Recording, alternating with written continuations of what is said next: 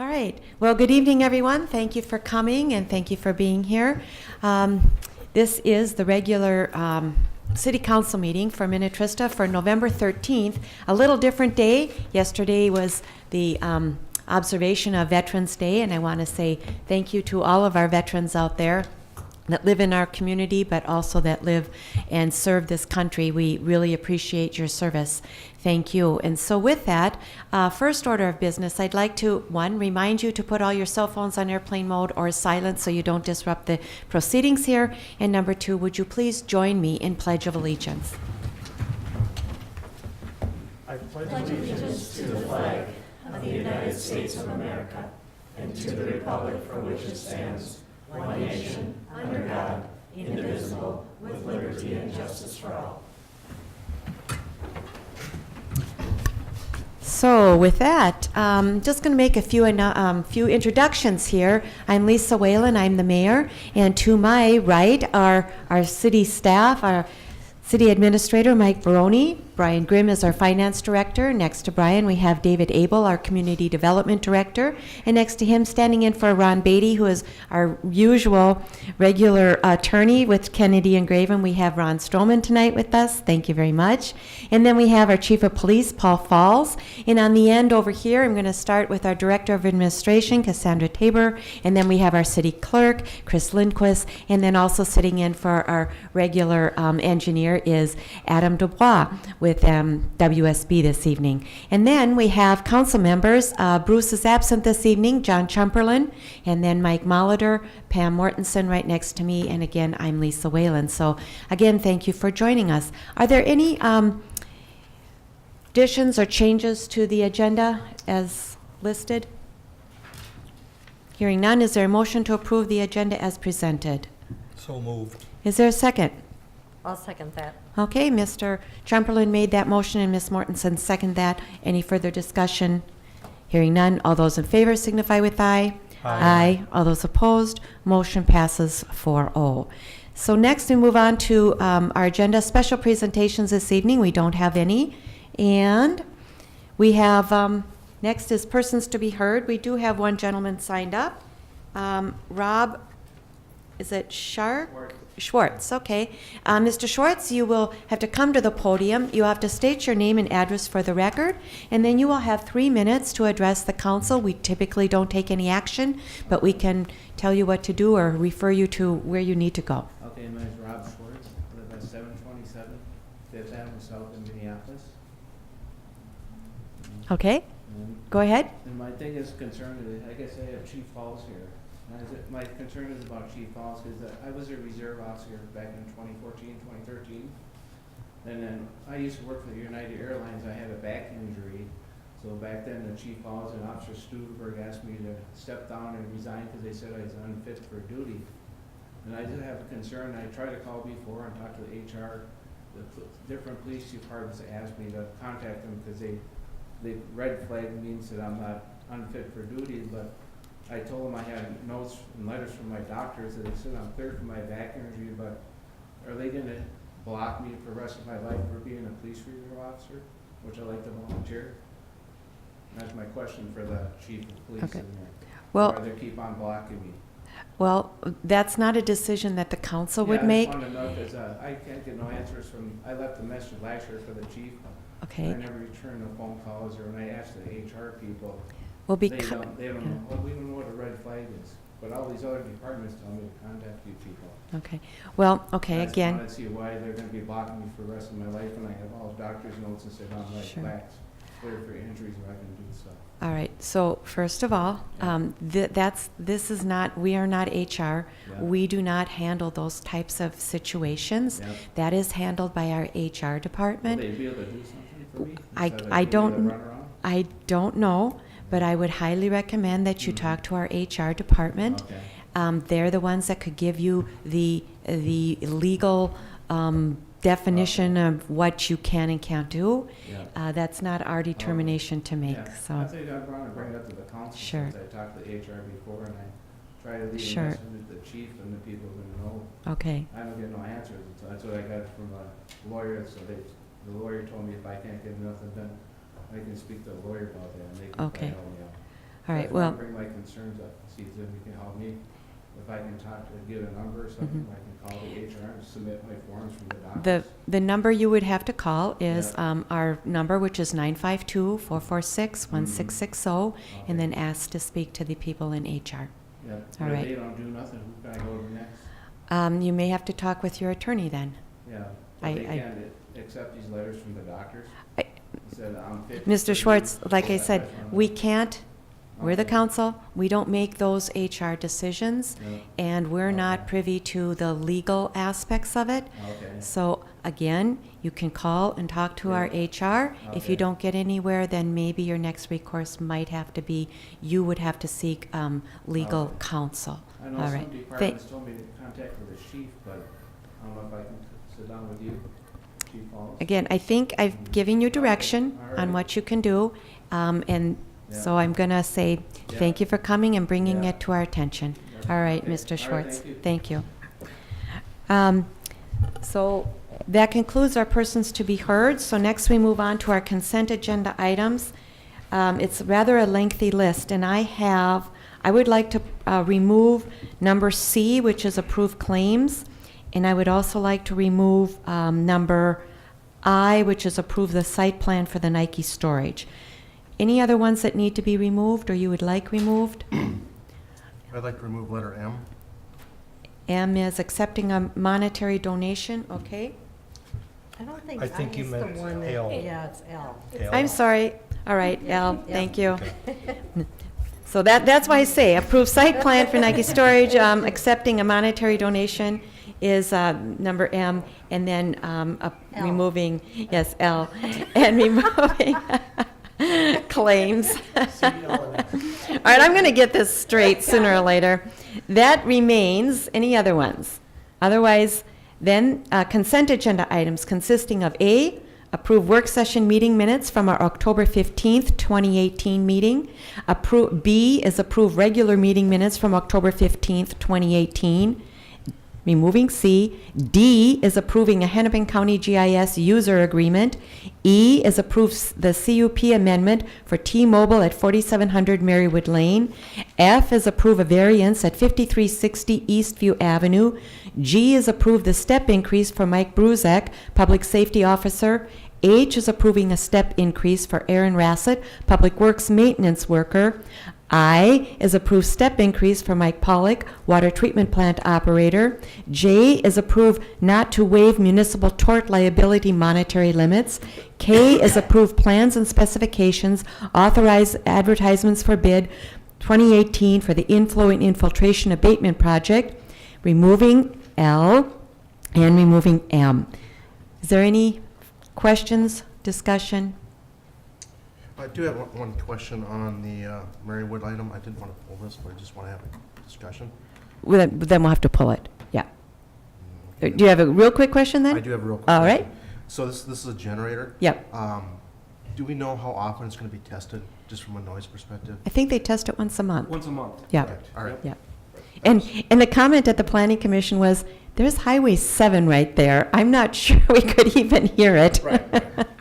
Okay. All right. That's all I have. With that, is there a motion to approve consent agenda So moved. items? Is there a second? I'll second. Thank you. All those in favor signify with aye. Aye. Aye. Motion passes 4-0. I didn't hear any nays, so motion passes 4-0. So, approving our claims, excuse me, 1 minute.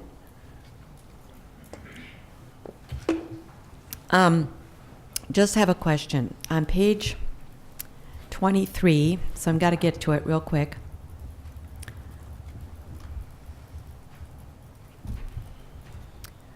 Oh, okay, Ram Excavating, 301,000. What does this include, and does this, I guess I'd like to find out what this includes, and how are we going to work this out? Because I know that there's some issues with the project and the delay in the project and all of that.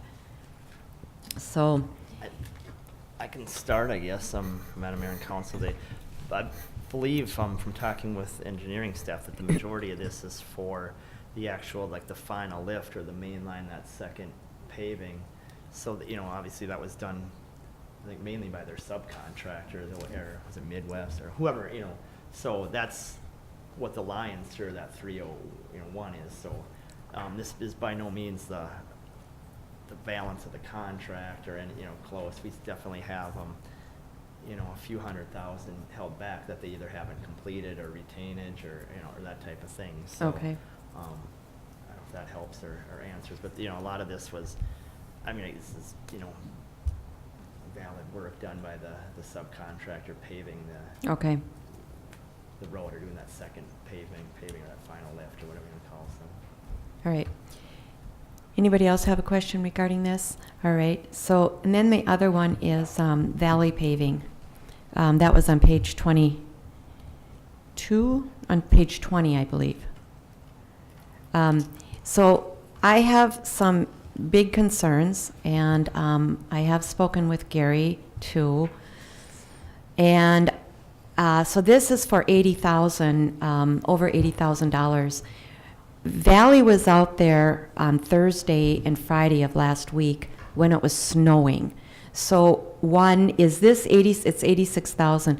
Was this for the paving of Enchanted Lane and Tuxedo for that final lift? This was mainly for the boat launch. Okay. I think that amount would still be coming yet because that's not included in this. Okay, when that comes to us, we need to have a serious discussion about that because of the timing in which they did this. I want to know who authorized the paving during that time frame. I want to know if we have a guarantee that this isn't going to crumble or lift or separate. I want to make sure that our tax dollars are covered, because there's some serious issues when you pave this late and when it's that cold. So when we bring this back, this is going to have to be a discussion item. Okay? So if this isn't for that, then I'm okay paying for this now, but I want to go on record that I'm concerned. So with that, any other questions regarding the claims? All right. Then I'll make a motion to approve the claims as presented. Is there a second? So moved. Okay. Any other questions? Hearing none. All those in favor signify with aye. Aye. All those opposed? Motion passes 4-0. So we move on to the site plan. Again, I pulled this not because there's an objection necessarily, I don't think, but I just wanted to share with the council. So there were a couple of concerns by the Planning Commission, and they didn't have the answer at the Planning Commission meeting, but they didn't want to hold the project up. So they said, well, we're going to recommend passing it on to the council as, we're going to recommend approval. There were two items. One, our ordinance states that the commercial and industrial sites will hook up to municipal utilities, in other words, sewer and water. And they knew at the meeting Monday night, they said, yes, well, we understand they can't. First of all, they couldn't hook up to sewer because it's not within the MUSA. It's not within the municipal urban service area, so they couldn't even do that. And to hook up to city water would be way too costly because of the distance to a water connection. So they understood that, but somehow or other, we need to make sure that, and I believe, correct me if I'm wrong or right, this is the only commercial industrial area that's outside the MUSA. So we shouldn't have this come up again. Their concern was, are we setting a precedence? But we're not, because it won't come up again because all of the other areas are within the MUSA. And they are close to city water, so they can hook up to that. Their second question was, and we might have to look at this, I'm not sure. Their second question was hardcover. So in one section of our ordinance, it says you can't have more than 35% hardcover if you're outside a shoreland area, which they are. And then the other area, it says your buildings can't exceed 35% of hardcover. So it seemed like there was a little bit of a disconnect, that there were two different things. And so I talked to David earlier today, and it's not uncommon to have, for commercial and industrial areas, the buildings themselves can exceed the 35%, but the total hardcover can. However, their stormwater plan and their stormwater and runoff retention ponds have to meet the standards for that. So the other area was in our residential area, and it says you can't have more than 35%. And typically, a residential lot wouldn't be creating a stormwater pond or a stormwater runoff catch basin. So I think that kind of answers that, and we'll just want to make sure that their stormwater ponds meet all of the stormwater regulations. Correct, So- yes, Madam Mayor and Council. And that's, we also looked back to see what the previous existing buildings out at Nike Storage, what was applied there, and that it was what was applied for hardcover at the time too, was 35% max for buildings. And of course, they've got a lot of pavement and parking areas out there. And similarly, they had to build the stormwater infrastructure to accommodate that, and that's what they'll be doing with this proposal as well. The only other question I had is this renovation or this project going to increase traffic on County Road 92 at all? Sure, yeah, I mean, yeah, they're adding, some more buildings out there. Because County Road 92 has got increased a lot in traffic. Well, and that's I know it's because part of the 44 too, yeah. But is there any concern about that at all? Well, I mean, it's a county road, and when you look at the area out there, I mean, this is all that's left in terms of industrial. So there is no concern with Nike Road itself. I mean, that was updated, when the original Nike storage went in to accommodate what's going on out there, and so. Yeah, there is a lot coming and going, but it happens in spurts. A lot of this is storage, so depending upon the season and such, there's a little bit of business that occurs out there, but the infrastructure is there to accommodate that. Okay. And help me out, how many units? There's 270 right now. And how many units are you adding? 170. Okay, It 170. won't be that much. I count like 1,000 square feet in one unit, but it doesn't necessarily follow that. Yeah. So, and these are storage units, I mean, Yeah. so it wouldn't generate as much traffic as a housing development for sure. Okay. So, do you have a count in terms of how many trips? I mean, Could have, because I could have gotten it off the gate. We know how many times the gate opens and closes. I don't know it right off the bat. okay, It isn't, it's not like everybody makes a trip once a week even. yeah, It's, okay, and then in the winter, it dies down to nothing. Right. And then, in the spring, people are coming and going a little more, and then it kind of dies down for a little bit, and then more in the fall. all right. Yep. Okay. Okay, so any other questions? No, I'm All right. glad to see there's opportunity out there for employment. Yeah, so it is already zoned industrial, so the zoning doesn't change, and the old dilapidated buildings will be removed, so with that. So is there a motion then to approve the site plan for the Nike storage units? So moved. Okay, is there a second? I'll second that. Okay, all those in favor signify with aye. Aye. All those opposed, motion passes 4-0. And next we have M, accepting a monetary donation from the Rotary to purchase investigative audio equipment. Mr. Molitor? Yeah, they just want to get a little more detail about this. The packet's pretty slim on this. What, is this a replacement equipment, or how did this come about? I wasn't aware that there was a need for this, and just get a little more detail with what this is all about. Absolutely. Madam Mayor, members of the council, this is back in August of this year, we meaning me, myself, and several other staff members from our police department were invited to a West Tonkawa Rotary Club meeting.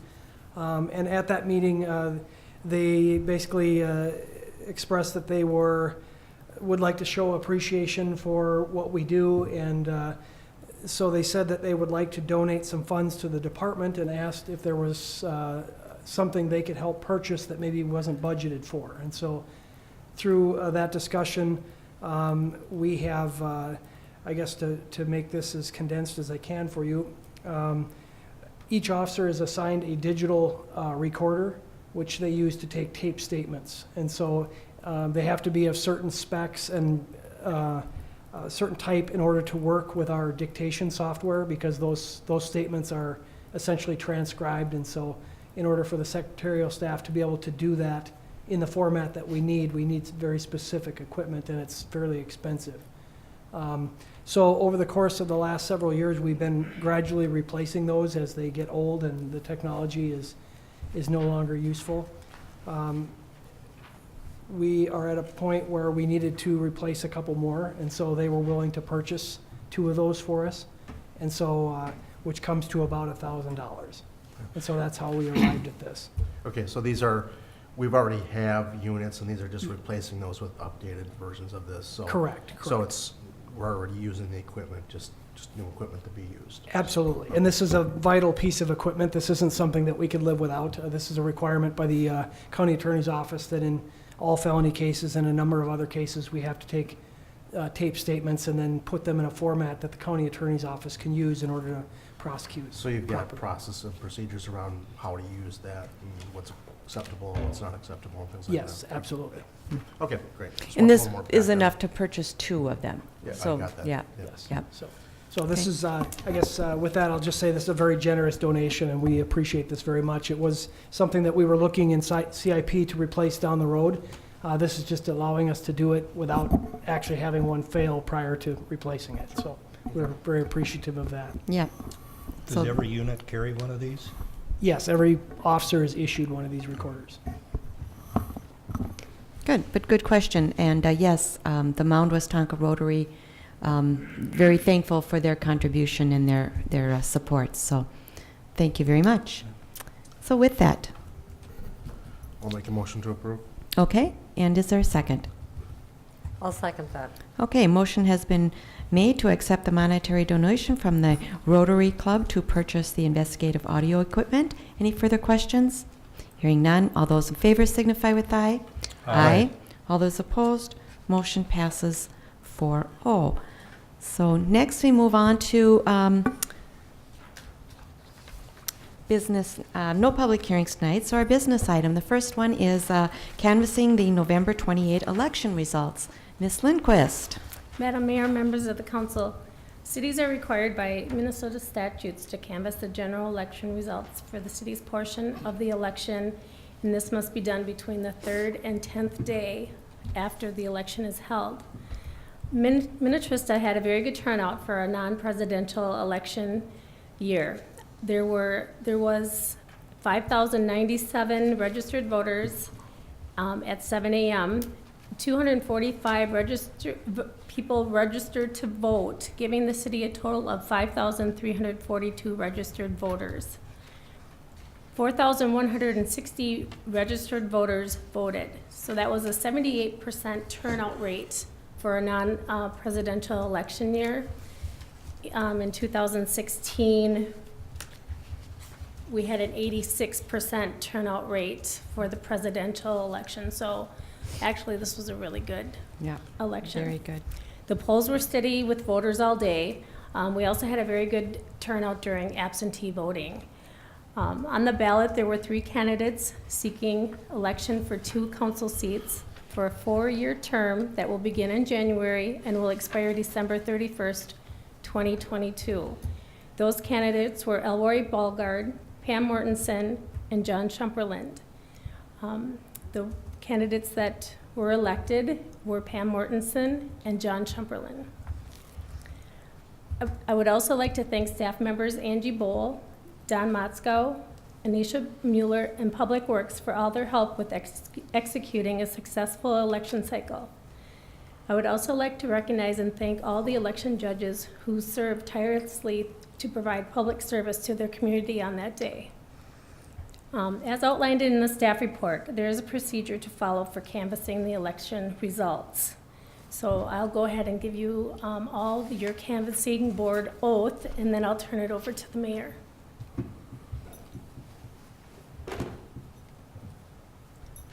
Do we raise our right hand? Yes. Okay. I state Everybody. Everybody? Your name. I state your name.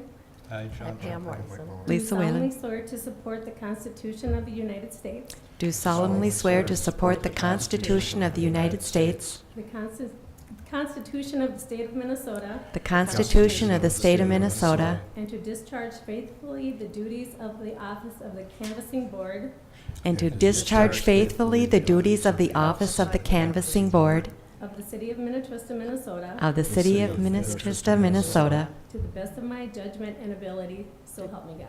to the best of my judgment and ability, so help me God. And then if you guys have any questions, I can answer those before we proceed. Any questions? Otherwise, we just need a motion to, as the canvassing board, to certify the election results as provided in the abstract of elections and adopt resolution number 155-18, accepting the election results for the 2018 general election held Tuesday, November 6th, 2018, and to authorize the city clerk to provide winning candidates with certificates of election. And I will make that motion. Is there a second? I'll second that. Okay, Mr. Molitor I made the motion, and Mr. Molitor seconded that. All those in favor signify with aye. Aye. Aye. All those opposed, motion passes 4-0. And I'd just like to say congratulations to Ms. Mortenson and Mr. Tschumperlin. Looking forward to serving with you for at least the next 2 years. Thank you. All right. Thank you. Moving on. So, to our next business item, consent to the land purchase of Retreat Circle by Three Rivers Park District. Mr. Abel. Yeah, thank you, Madam Mayor and Council. We got an excellent update from Three Rivers Park District at our work session held earlier of a city-wide overview of what's going on with Three Rivers Park District within the city of Minnetrista. And also briefly talked about this property. I'll just give a brief overview of what they're looking to do to add to an asset to the city of Minnetrista. So, as the council may recall, the Park District did purchase land back in 2013. They purchased Camp Kingswood, which is on Little Long Lake in the city of Minnetrista. And now this opportunity has arose with the property owner on Little Long Lake at 1705 Retreat Circle, reaching out to the Park District to see if they had any interest in the purchasing of their property, and that is what is being asked of the city tonight, to consent to that. The Park District is interested in the property because of Little Long Lake itself. It is a significant natural resource in Hennepin County, the city of Minnetrista, and the region. It's one of the cleanest ecological diverse lakes in the Twin City metropolitan region, and a great natural resource that gets used by many. And so what Three Rivers Park District is looking to do is to further protect Little Long Lake with the purchase of about 17.5 acres, as outlined in your staff report. I will add that the city's Parks Commission and Planning Commission have looked at this request, and both are recommending that the council consent to allow the Park District to go ahead and purchase the property. So with that, we do have a resolution in your packet that would approve the consent to go ahead and allow the Park District to move forward with the purchase of the property. The Planning Commission did find that there is no conflict with our comprehensive plan and them purchasing the property. The area actually is called out in our Parks Trail and Open Space Plan as a natural resource and an area to look to protect in the future. So it's really checking all the boxes, if you will, when you look at our various plans, our city long-range plans, in terms of allowing them to consent to purchase that. So with that is our recommendation that the council adopt the resolution which consents to the purchase of 1705 Retreat Circle. Okay. Thank you, Mr. Abel. Any questions? Hearing none, then is there a motion to pass the resolution of consent to the acquisition of 1705 Retreat Circle located in the city of Minnetrista by Three Rivers Park District? So moved. Okay, motion has been made. Is there a second? I'll second that. Okay, motion has been made by Mr. Tschumperlin and seconded by Ms. Mortenson. Any further questions? So it looks like there's, what, 3 or 4 more private parcels on the south end of that property? Is that correct? Not sure about 3. Is there? There's Now there's 3 because the one at the end of Retreat Circle is recently subdivided. And so there are 3 more. Total. There were 2, and then this Yes, one's subdivided, so correct. now there's 3. Is there any plan for those 3?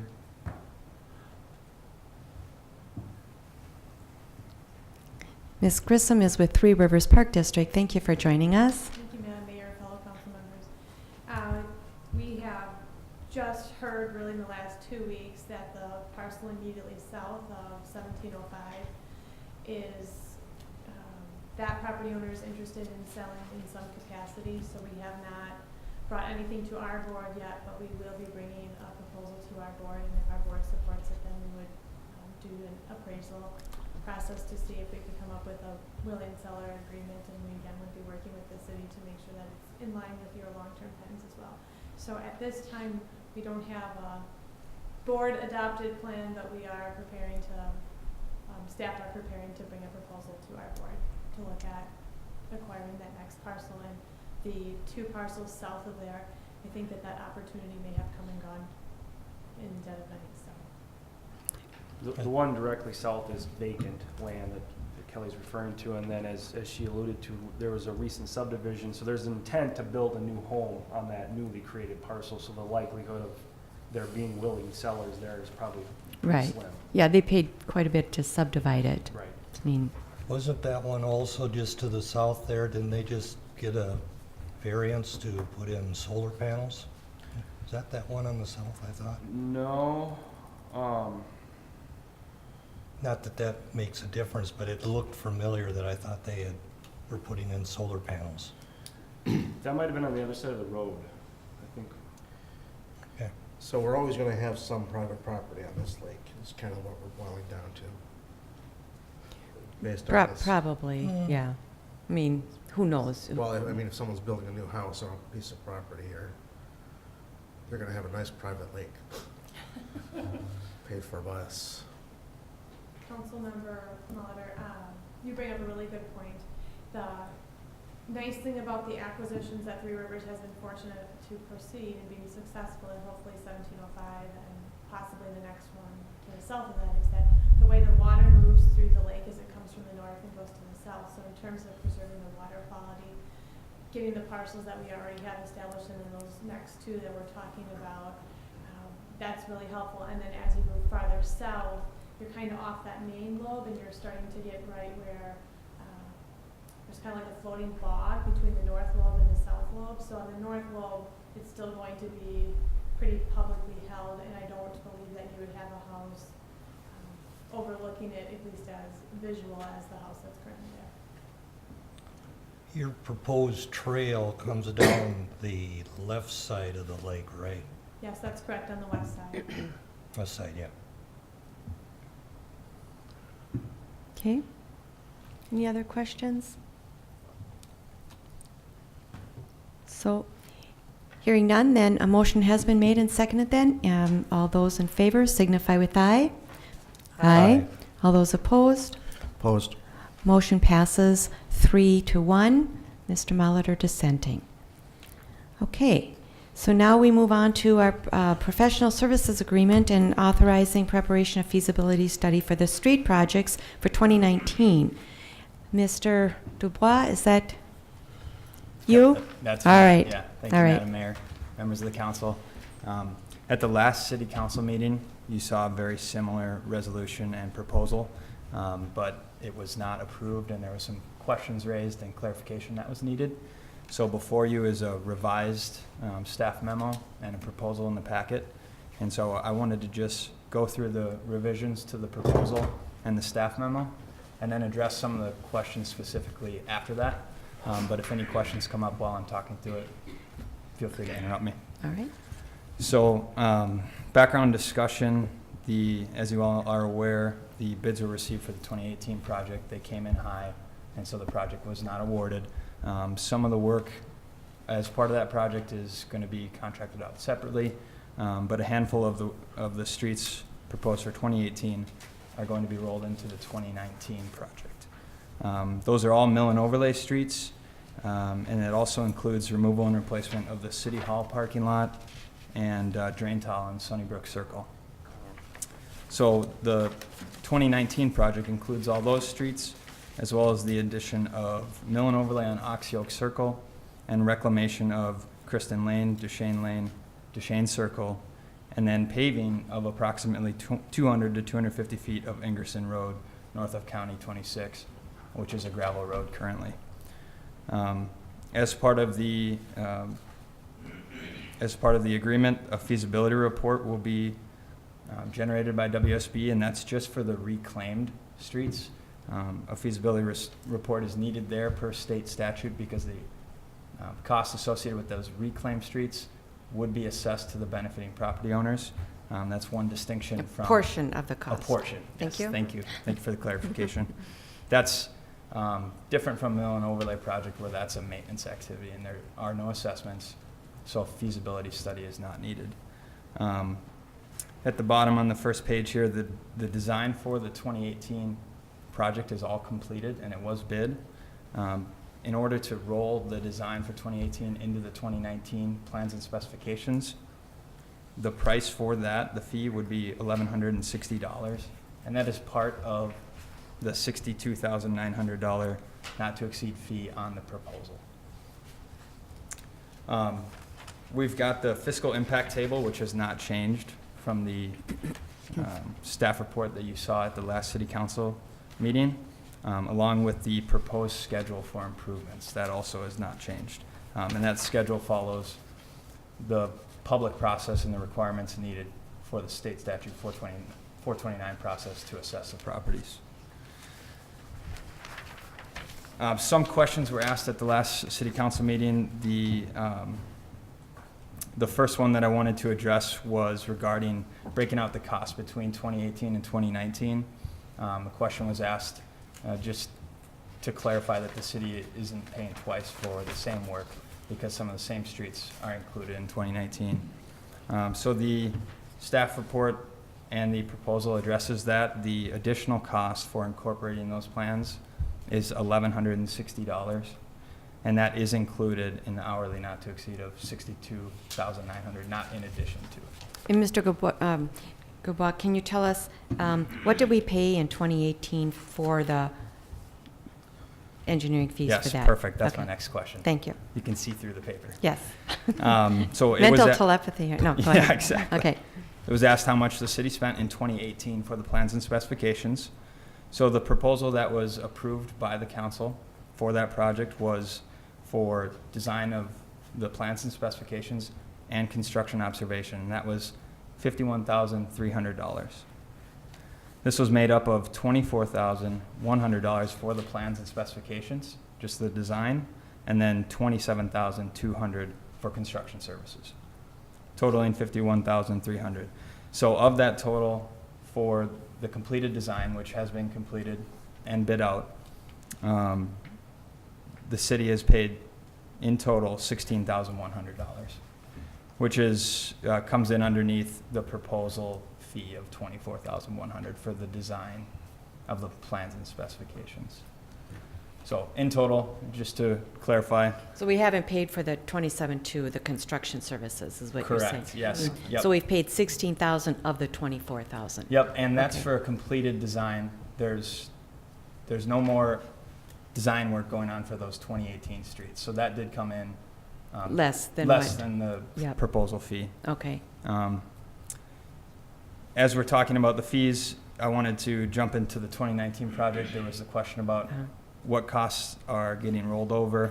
The total not to exceed fee on the proposal you see is the $62,900, and I just wanted to talk about what that's made up of. Yep, thank you.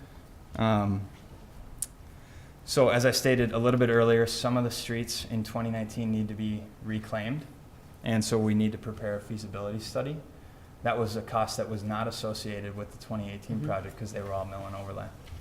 So the feasibility study involves getting a survey crew out to perform a topographic survey of the streets that need to be reclaimed, which adds some costs, but helps us determine things within preliminary design that we can't just tell by looking at aerial imagery or visiting the site.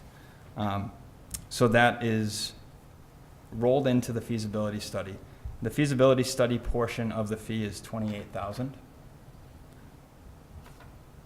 And then the fee for plans and specifications is $34,800 or $900. So those two together equal that total fee of $62,900. And then I did just want to talk about the fee for plans and specifications and kind of explain that a little bit more. The length of roadway being added in 2019 is 4,500 linear feet. In 2018, there was only 2,600 linear feet. So now this 2019 project is going to have just over 7,000 linear feet.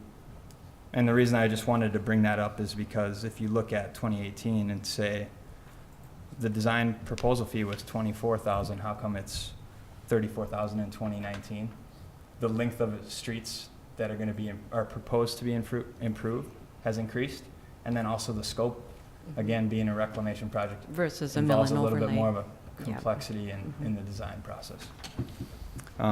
So that's all I wanted to state on the fee for the 2019 project. I have some other questions I wanted to address, but if you guys wanted to ask any questions right now on that, I'd be happy to take those. So, Mr. Dubois, we have, so in the 2018, it was estimated at 24,1 for design, and then it was also 27,2 for construction services, but I don't see construction services in the 2019. So how are we going to meld those? Yeah, so I spoke with the project manager on this project, and we don't like to come up with a fee for construction services without getting that topographic information, because we're really unclear, at least from a cursory review, of what needs to be done in the scope of the improvements. And so we come up with that fee if it is chosen to have construction observation at that time, once the feasibility study is kind of locked in and we know the scope of those reclamation streets. If there's going to be some drainage improvements that are required that are picked up with the topographic survey. So Okay. the 62,900 does not include construction observation. Would there be any cost savings because we're doing the 2018 and the 2019 together? So there's kind of, if you will, kind of economic savings Economies of because of, scale. economy Yeah. of scale. The advantage would be that, yes, you've got one construction observer for all those projects that are occurring at the same time, and now there's more streets that are occurring at the same time, and you can kind of tackle those with that same observation fee. But really the construction observation fee would be based on kind of the hourly rate and the expected time of completion. So I guess I can't speak to whether or not there would be a significant monetary advantage when you include more, because the staff person inspecting the project will still have those streets to inspect. Okay, all right. Any other questions in regards to the fee before I tackle some of these other questions that have arisen? Mr. Molitor, Mr. Tschumperlin, Ms. Mortenson, okay. I will say, thank you for the explanation. I just want to make sure that WSB is kind of on the same page. So we started this discussion obviously at the last council meeting. It's trickled over to this one. The what was originally shown in our packet didn't provide a lot of breakouts. So I did ask for last year's packet, and that's what I have here. And after going through that, that's when I noticed construction services weren't included in the new one. So I had to send another email back, and that's when I got the email that basically all the information you outlined about what's included and what's not included. And then I looked further at the old packet from last year. There's a spreadsheet in here that gives us the breakout, all the things you mentioned, plus fees by resources used. So I guess in my opinion, we're at the point now where we kind of had the same information we had last year. But I think going forward, I'd rather not have to pull so many teeth to get this. Sure. This is one delayed meeting and a couple of follow-up emails to get to the same stuff I had last year. So just going forward, I think it'd be good to have this information so that we can get these decisions going quicker, so. Yeah, absolutely. The spreadsheet that you referred to is created with all of our projects as we generate that fee. Right. And so there's no reason that that can't be an appendix to the letter proposal that we sent for these projects. It just helps us better We could understand. eliminate some of the back and forth, because like you said, that splits it out by the hour of what we anticipate spending per resource to Sure. put this together. So yeah, we can definitely be including those Okay. going forward. Thanks. Okay. Okay. Okay. The next couple questions, and I'll try to make this quick. It was asked if paving on the return on Ingerson Road was discussed previously and what the estimated cost for that portion would be. This is the return on Ingerson Road, which is gravel as it approaches County 26. It's And- an approach, yeah. Yep, Mhm. it's the Yeah, approach, yeah. yes. Mhm.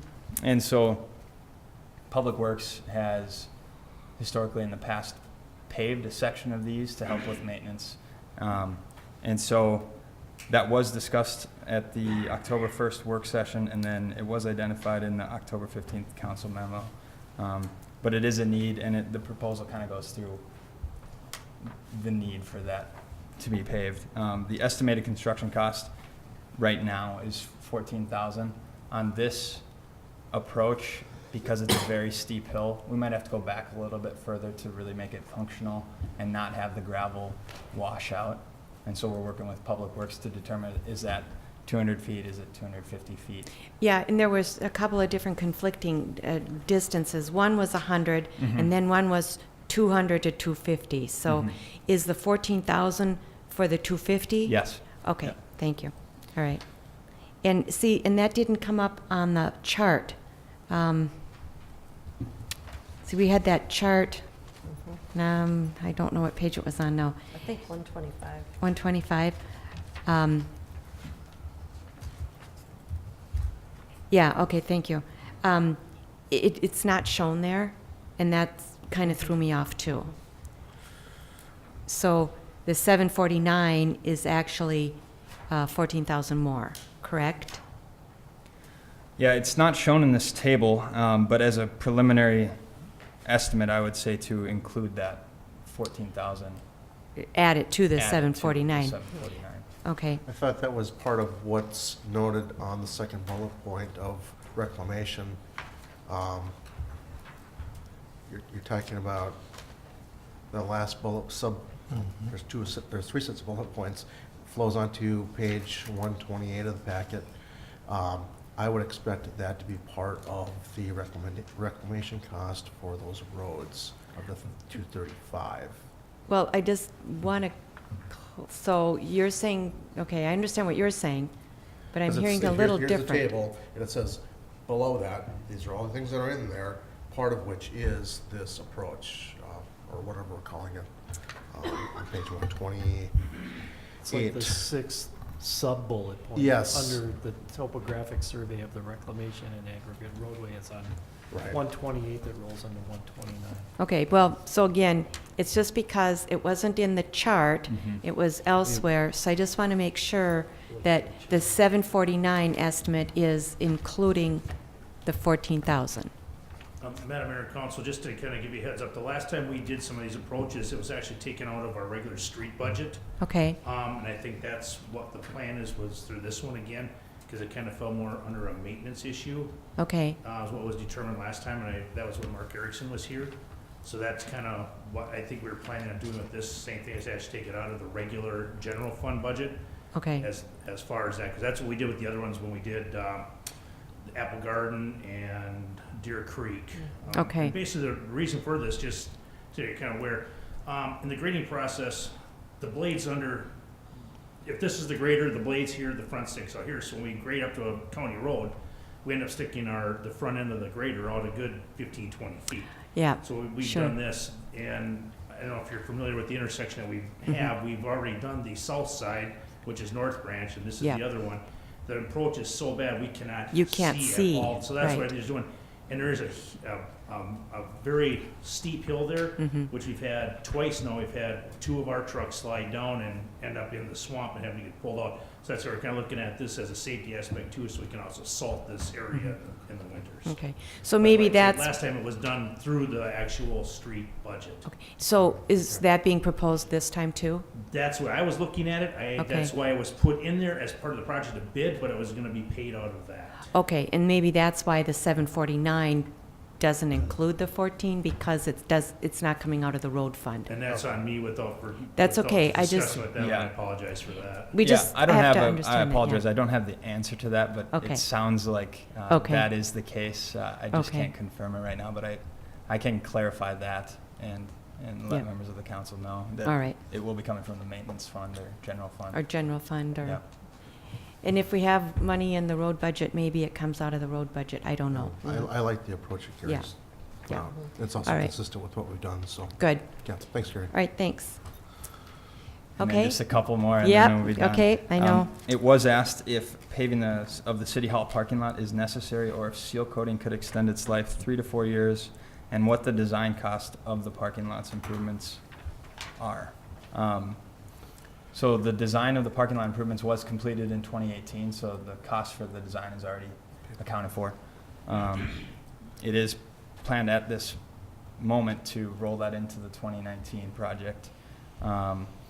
As for the life of the pavement, whether or not it could last another 3 to 4 years, I think the answer is yes, but it's going to start to degrade more rapidly here. And you guys have all been in the parking lot. It's in rough shape, but could it last another 3 to 4 years and that part be delayed? You know, that would be I would say that yes, it could. It's not going to turn to a gravel surface, but improvements are recommended, and it would just be up to the council on whether or not to include that in the 2019 project. Well, and that was my question. I talked with Alyson prior to the meeting, so thank you for addressing that. My only concern, and here's where I'm coming from, we're looking at an $80,000 price tag to redo our parking lot, which is deteriorating. So I get that. But I'm also looking at many other roads in our community that are in as bad or even worse shape. And I'm having a difficult time saying I'll spend $80,000 on a parking lot versus your street. So that's where I'm coming from. I'd rather put the $80,000 today into more streets, or else roll it over into next year, where we are going to have in 2020, talking about we're going to have a significant amount of streets that we're looking at. I'd rather do it then, or roll this over into that, those dollars into that year, versus spending it this year, or else reducing our road maintenance fund by some of it anyway. Well, let's clarify, this isn't coming out of the road fund here, This is coming out of the CIP fund. right? Yeah. So this was Right. never part of the road No, fund. Yeah, so it's not separate. That's why, funding. I know we had that conversation, it's noted here as well. So it's not like we would take this 80,000 and use it for a road. It's But like we're saying- still It's like saying levying we take for it. 80,000 from the park and use it for the road. It doesn't work that way. Yeah, well, we're still levying for it, Well, yeah, Yeah. we levy for just about everything. right? Anyhow, I mean, it changes it slightly if it's not coming out of the road fund. But still, I think we then also have to look at the roads that we have to do in 2020 and say, okay, we got to bite the bullet and do something about those roads. Oh, that's 2020, we're still working on 2019. Yep. Okay. I do have a question on the parking lot as well. Sure. In terms of the design, is that just replacing the existing asphalt, or are we doing other design changes? So the design from 2019, or 2018, excuse me, includes removing and replacing the bituminous surface, as well as the curb, and then improvements to the ped ramps only, and making those ADA compliant. But the general layout remains the same? The general layout remains the same. I think the only thing that might be different, and I'm not familiar enough with the parking lot, is I saw just a pedestrian ramp put at that corner over there would be the southeast corner of the parking lot. I saw that on the design. I'm not sure if that exists today. But that was potentially for a future extension. That, other than that, the layout of the parking lot is not changing. Okay. Yeah, the only change would come that we've discussed in the past was there's currently a handicap parking spot on the east side, which is on a slope, which is no longer there, so it'd have to be moved over to this side. And then realigning the lot, because we are at the threshold of needing 3 spots with the number of spots that we have. If we restripe them, make them a little bigger, we can keep it to the 2, which is fine. But we would still need to put them both out here in the flat surface, and then we would just have to upgrade the ped ramp coming up here for that. So that'd be the only design change. Okay. I guess one comment I'd just make briefly is that any of these projects, obviously, whether it's the parking lot, when it comes time to bid, you get the bids back, you see what you want to do. You can always, I mean, the design's already done on the parking lot. I guess I don't want to know why you wouldn't move forward with it, at least include it in the bid package. And Sure. then, Yeah. you can always pull it out later if bids come back at Yeah. something that's not desirable to the council, so. Will we know what each of these costs? I mean, they'll be, Yep. Yeah. Yep, Yeah. we'll break break it out? each of these components out into separate schedules, Mhm. and likely use the use of bid alternates. Yeah, So that we okay. could take this piece off or keep this piece and remove another piece. Okay, okay. And then I had another question on the time frame. Yep, that was my final one here. Was anticipating this is the question about just the schedule that was in the staff memo, the proposed preliminary schedule for the project. And a question was raised if the approval of plans and specifications could be moved from March 18th City Council meeting to the March 3rd City Council meeting. That schedule that's in there is preliminary, but it's basically structured around the public process that's required by state statute when you're assessing the benefiting properties. And so that's makes our skeleton is what requirements for timeframes we need to hit per state statute. And we're essentially at the minimums there, which already makes it a very tight schedule. And we would not recommend moving it up 2 weeks from the 18th to the 3rd at this time.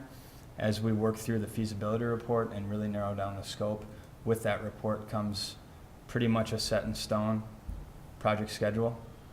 And at that time, if for some reason it seemed reasonable to adjust the schedule forward, we could do so. But at this stage, we'd like to keep it at the March 18th meeting and not preemptively move it 2 weeks ahead as we, determine the scope of the project. My concern is, it says here, construction begins mid to late June. Mm-hmm. And I'm starting to get concerned because, as you know, in the past, things have gotten, and then it says substantial completion August 31st. And with the last several construction projects that we've done, substantial completion has been delayed by many, many months, let alone 1 or 2. And so now we're at end of August. My fear is that this is going to be pushed out end of September, maybe even end of October. And that's what we're trying to avoid. We want to get started sooner than later. Mm-hmm. And I know I talked to Alyson about this, and she said you also want to consider school and when that's out and everything. But generally, school is out, maybe the very beginning of June. So I'd like to see if we can't hit this early to mid-June construction beginning versus mid to late, just so we get this done before it gets too cold. Yep, that's understood. Yeah.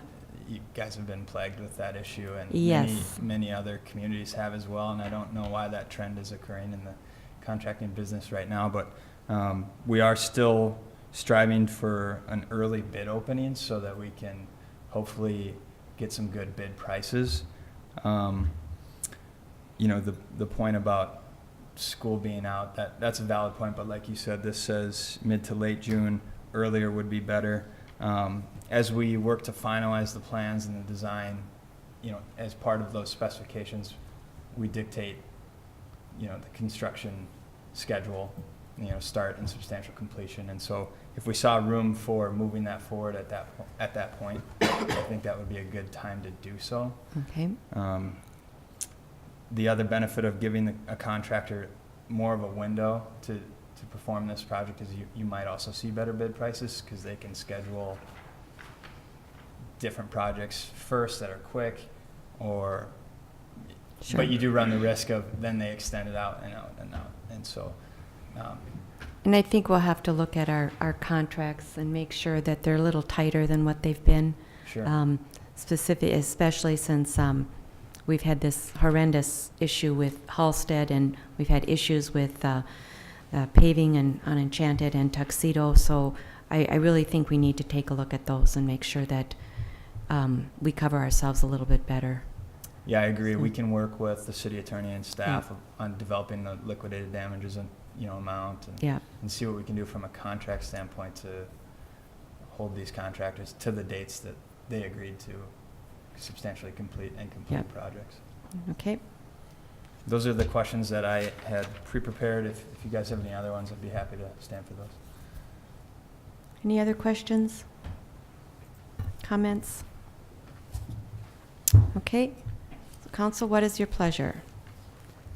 We're looking to approve professional services agreement and authorize preparation of feasibility study for the 2019 street projects.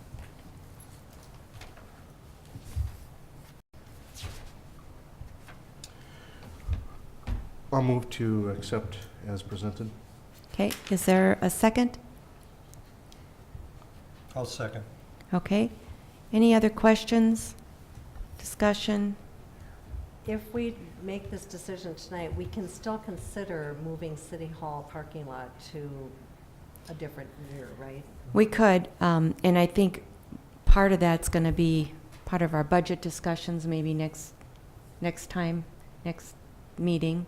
We'll just have to see how but I think what Brian's point is good. The plans have already been done for that, so okay, let's go ahead and bid it. When the bids come back, that's probably, unfortunately, it won't be till next year, but we can take a look at that. Okay.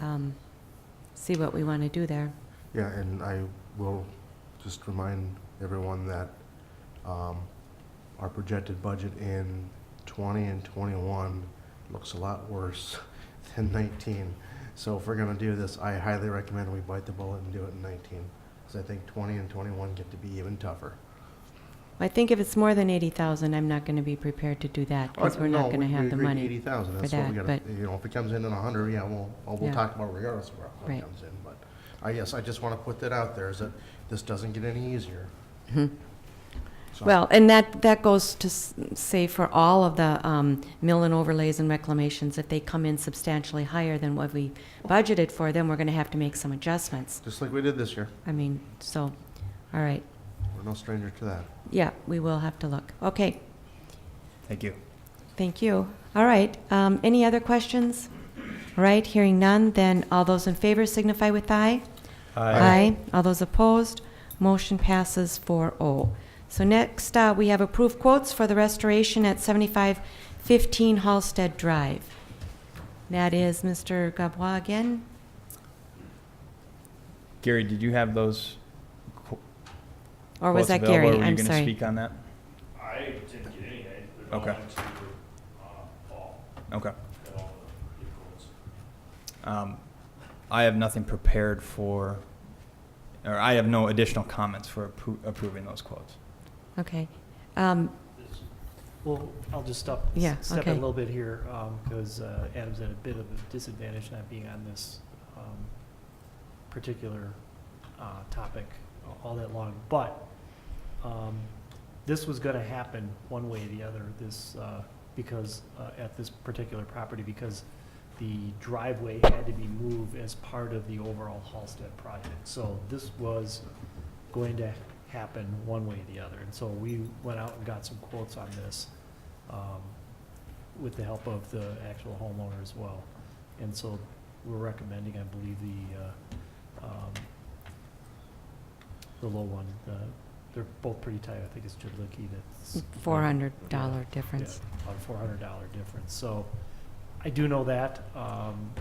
I don't know if Gary, I think there was also some reluctance, and I guess I kind of can't blame the guy, the homeowner of having this potentially dealt with by RAM. We were having enough problems with RAM just to get him to do the project, then to throw this. But this was going to be extra work, I believe. That's what I was gonna make, yeah, this was gonna be extra to the contract above and beyond what was already Right.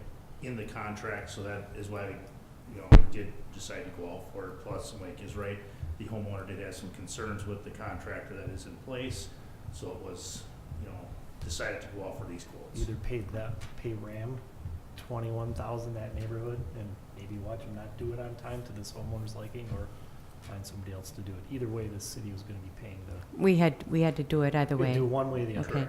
Correct. And are we on a time crunch here because of the easement expiring, the temporary easement expiring? I know they were, but now with the cold weather, I don't know if Paul has talked to them or if Alyson has talked to them. So, if we have to get an extension, I don't think he's got an issue because he's already stated he doesn't want the driveway done till next year, until this dirt work was done. Okay. So we've already postponed that, so I don't think it'll be, Okay, an issue, but it's definitely something we're gonna have to pursue and get, get it done. extension. Correct. Okay. So is this something that would have been part of the RAM contract? No, it is extra No, it work, was Is going to it? be asking RAM to do it Oh, at a okay. certain price or Okay. doing what we did. above and beyond the contract. So Brian, do we have enough in our, how do you say, slush fund? I know we had like a 5%. I mean, Contingency fund. contingency Yeah. fund. Thank you. Thank you. Yeah, we're starting to push that, but I mean, we're getting there. I think we still are right around that 5% or whatever, but some of that's just, inherent with this Right. contract dragging out longer than we thought, whether it's additional, engineering costs, whether it's things like that are, are discovered as part of as the project goes on. I mean, we Yes. have to do it, I know, but I just correct. want to make sure we have some money to do it with. Yep. Okay. All right. Any other questions? And I know Gary has really been working hard with all of the residents out there. And thank you very much, Gary. You've done a fantastic job. I know your guys have gone out there and done some things that really RAM should have been doing, but they didn't. So anyhow, with that, thank you for your time and energy there. And we're keeping track. Just so you know. Yeah, exactly, absolutely. All right. Any other questions? Otherwise, motion to approve the quote for the restoration at 7515 Halstead Drive, and the award would go to JF Jedlicki Incorporated for the amount of $21,440. So moved. Is there a second? I'll second. Okay. Any further questions? Hearing none, all those in favor signify with aye. All those opposed, motion passes 4-0.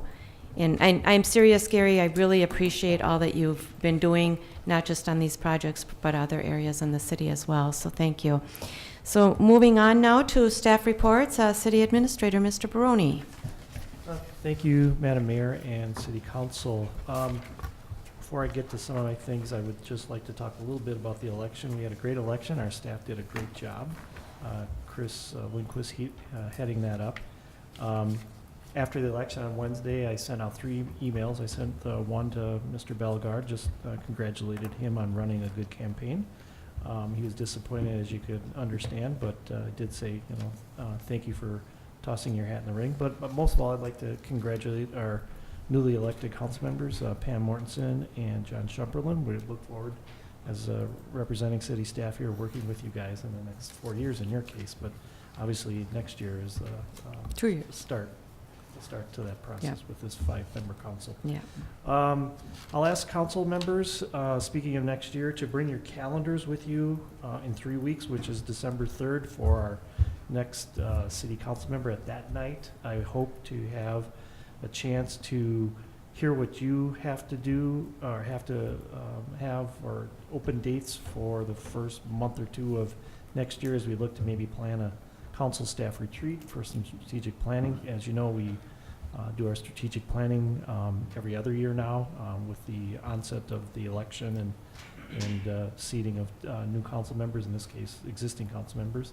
And then one of the other things that we're probably going to have to do fairly soon is have an open house that would be for the residents and I guess any resident of the city of Minnetrista, but more importantly, the southwest part, as we start talking about where to possibly put a water tower. I think it might be a good idea just to get some feedback from folks over there, and I think we're getting to the point now where we realize we need to have one. Now we just need to find where to put it. So we've tossed around a few ideas, but I think just hearing from those residents might be beneficial to us. Also, as kind of alluded to a couple times tonight, you know, we're getting to the end, if not past the end of the construction season here. We're going to hopefully be able to, at the next council meeting as well, wrap up where we're at with the two main road projects that are undergoing right now, the Enchanted Lane Tuxedo project and also the Halstead project. I know we've had a meeting that included Mr. Strumman, the attorney and office, and our engineers and city staff, David and Brian and myself, as we looked at, you know, how slow, I guess, for lack of a better phrase, that Halstead project progressed. And so we'll be looking at that and all the legal ramifications that might be coming. We hope to give you an update on that. Don't know how extensive it will be, but if we can make it so, we will. I will be attending the LMC Metro Cities Conference, which will be held Thursday, November 29th in Golden Valley. I think Ms. Tabor and Mayor Whalen are also attending. Tomorrow we have Mound Fire Commission, which will be midday tomorrow. So that's what I have. Okay. Mr. Abel? Yes, I do need a council member to attend our November 26th Planning Commission meeting. Any volunteers for that? 26th. That's the Monday after Thanksgiving. Yep. Anybody available? Otherwise, I'll do it. I can do it. Can you do that? Okay. And the only other thing, just an FYI, we did advertise for our Parks and Planning Commission seats. We have 2 on Parks Commission whose terms are up, and 1 on Planning Commission. So we've put that on our website, social media, trying to get articles in the newspaper. We'll be accepting applications until December 14th. So if you know anyone who's interested, have them apply. And we also have 2 alternate on the Planning Commission. I don't know about the Park Commission. 1 on Parks Okay. Commission, 2 on Planning for So, alternates. yeah, so we available. have number of positions or seats open, so that would be great. How many planning? Just 1? 1 Mhm. and Okay. 2 on Parks. And then other 2 parks. alternates, yeah. Okay. Yep. All right. And then, David, can you just real quick tell us, okay, expired temporary COs at Red Oak, where are we at with those? Yeah, so anything that was had an expired temp CO that needed sod prior to the weather turning bad did get taken care of, and sod did get placed out there. There are probably a handful of homes out there where they're at in their stage of construction. Given the time of year, they're not going to be able to get final grade or sod down. Right. So there'll probably be about a handful that will end up having a temp CO throughout the winter months here. But all of the previous ones that were of concern have been taken care of. Okay. And then maybe in January, February, I'd like to have a discussion about how we're going to, what the fees might be, or how we're going to address temporary COs in the future. Sure, and So- that, just as an FYI, what you'll also see, there's a lot of things added to this December meeting, but as we do every year, the fee schedule will be brought to you guys for adoption for 2019. Obviously what you're talking about is probably a much bigger policy type discussion. Right. You probably won't have it resolved at the December 3rd meeting, but we can certainly, if we need to amend that fee schedule in the winter of 2019, we can do that too. Okay. So I just wanted to bring that up, that the fee schedule will be coming, and that ideally is where we'd incorporate. If we're going to do something different, that's where you'd incorporate it in there. Okay, but I just don't want to lose sight of it, and then, so we'll have to discuss it in Sure. January, February, Yep. March. Is this a good time to bring up the burning permit fee?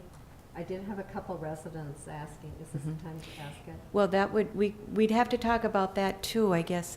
And so put that on your radar screen again, maybe January, February. So maybe for December, we'll just keep it at the $35, I think it is. Yeah. It's not so much the It's not the fees. fee. It's the time frame and that kind of thing. Maybe the fee won't have to be adjusted, but maybe the ordinance might have to be addressed. So we'll talk Okay. about that too. All right. Just one more question on the temporary CO. Just as a standard, what's the duration of a temporary CO?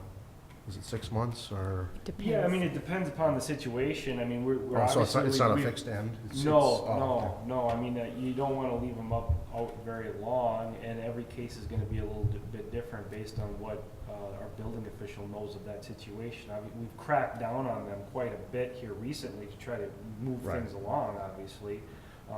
We had to, given what was Right. going on. Right. But no, there's not a standard per se Oh, protocol that he'll give with them, because every situation is going to be a little bit different. Sure, okay. Okay.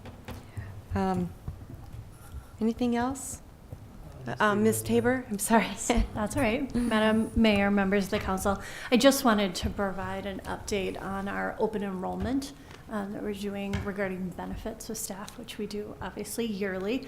We're currently in our open enrollment period for 2019, and that ends November 15th. We did meet with Gallagher. We went out to bid, as all small groups are required to do. We received 5 bids. Only one was at the budgeted dollars that we had planned for 2019. The other 4 were above that threshold. We won't know our actual health insurance numbers until all of our elections are made by our employees. We did elect to go with PEEP, which is short for the Public Employee Insurance Program. And that is estimated that we won't need to approach the council for additional dollars outside of what's budgeted. Until we know all of those elections that are done by our individual staff members, we won't have exact numbers, so I will be able to bring those in December. There is a possibility for a small percentage of a savings, but with the other 4 that came in, those would have been significant increases. So we're happy where we feel like the quality that we're providing to our staff members is equitable to what we've done in the past as well. So as I mentioned, I'll bring more details back to you in December when we have those final numbers in and final elections in from our staff members. Okay, thank you. Mm-hmm. Any other staff reports? I just have one request, I guess.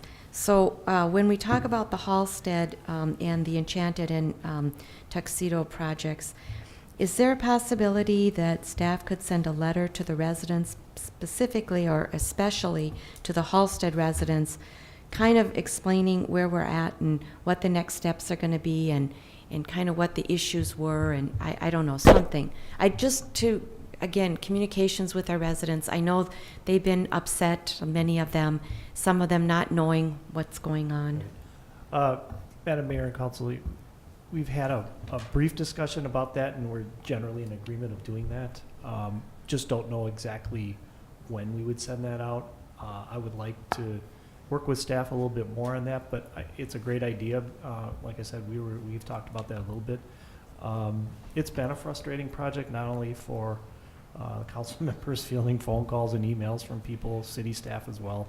But I know for sure the residents, and especially the summer, it was a lot of fun. Gary can attest to that as well. He got plenty of calls, and he was out there a lot kind of doing things and talking with people, trying to work through issues, as was our engineers. So yeah, I would love to be able to give them an update. We are going to have a meeting somewhere in the next week or 2, schedules permitting.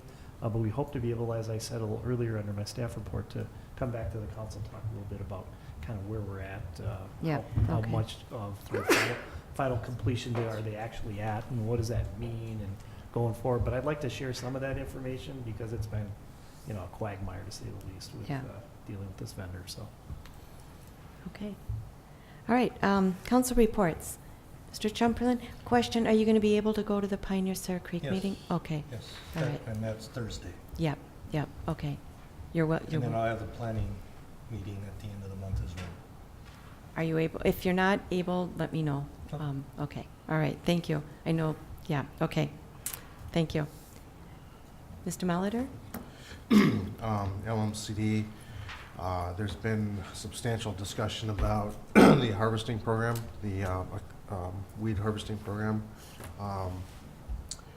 Seems like we have a very vocal minority that is adamant about dropping the program. I have not heard from anybody, any of our residents that would be in favor of that, but it's something that's being considered.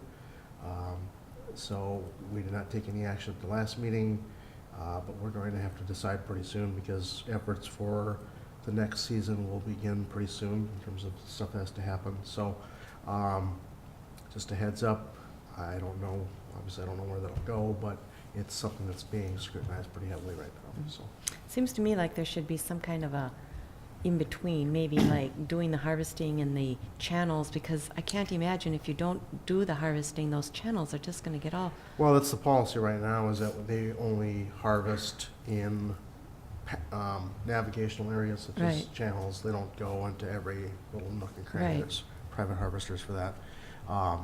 There's concern that not all the clippings are picked up. right, yeah, Although there's also concern that even if you don't harvest, there's still going to be clippings that from other right, crops, from boating, boats and yeah. whatnot. So there's talk about cities that we may opt, some of them may opt out. Mhm. That's a possibility as well. So more to come on that, but Okay. there's been some pretty vocal opposition to the program. So. All right. So if part of them opt out, do you then still have the program that only work in the waterways that are in the cities that are in? That's one of the things I've recommended, yes. All right. Okay. Anything else? I did want to bring up, Mike, you had mentioned probably 6 months ago approximately, especially during the time we were talking about the union contracts, about trying to get a absent, let's say, time away from work policy kind of firmed Leave up. benefits, yes. Yeah. Yep. Yep. Yep. Haven't heard about that for a while. What's the status? Well, we're still working, Mayor and Council, we're still working on that. I've had Ms. Tabor reach out to the unions. We're in the process of kind of, as she mentioned a little bit earlier, kind of finishing up the stuff on the health insurance benefits. There's two things that we have reopeners with all three contracts. One is health insurance reopener, and the other is the leave benefits. And so we're working on both. We've had a preliminary meeting with the personnel committee meeting to kind of review some of what we thought we were going to get for dollars for the health insurance, and then we talked a little bit about the for what we had at that point for data on the leave benefits. So it's still going to be a work in progress. Our goal is when we get back here on December 3rd that you see all that stuff. Okay. So that's the idea, because some of the leave benefit related stuff requires a January 1 start, and if we carry it over to next year, it kind of blows the whole thing. So the idea is to get it back. It kind of crunches us a little bit, but we've kind of been stuck a little bit on getting this resolved because of where we are with the health insurance. We can't, we're still in our open enrollment period, as Ms. David mentioned. So All right, thank you. we're gonna try to pull it all Yeah. together. Thanks. Ms. Mortenson? I attended the WCC meeting last week, and we got the opportunity to tour the Mound West Tonka Performance Arts Center and the Activity Center, and they are incredible. And if you get a chance to have a tour, it's well worth it, because behind the scenes is amazing. It included even exhibits of local artists in the lobby area, which they change in and out. It's everything. You can order tickets online. It's very easy. You order them online and pick your seat. They've done a great job with that. There's a schedule. The play right now is The Addams Family. It's a musical. It's supposed to be really funny. So it'd be a good time to see the Yep. Performance Arts Center. Facilities. The tree lighting is on November 17th from 4 o'clock to 6 o'clock. It's usually very highly attended, and it will be posted on social media, right? Okay. And the Polar Plunge is on January 26th, at Surfside, and they're still looking for volunteers and people that would like to make the plunge. What else? Yeah, right. So what do we want to do? And Volunteers. volunteers. Is that what you call them? Yeah. And I attended the personnel meeting on 10:30, which Mike was just talking about. Right. Okay, so yeah, I attended the Personnel Committee meeting where we discussed a lot of the questions that you had, Mike. So we'll be bringing that back. On the 8th of November, I also attended the Gillespie Board meeting. They are looking to hire, and they've also actually done some interviewing. They're looking to hire a new rental coordinator, and they will be actually the site for the registration for the Polar Plunge event. So on the 26th of January. Tomorrow I will be attending the Fire Committee meeting and also the Northwest League. And then on Thursday evening, I will be speaking at a HOA meeting. They've asked me to come and speak. And then I'm also attending on the 29th, the LMC and Metro Cities meeting in Golden Valley. So our next meeting is December 3rd. What HOA meeting? Turtle Creek. Turtle? Yep. So hopefully there'll be a good turnout. You never know with these things, but it's always good to connect with the residents, and they just want to kind of know what's going on at City Hall, and I hope to be able to give them some really good information. So Too bad it's not Hunter's Crest.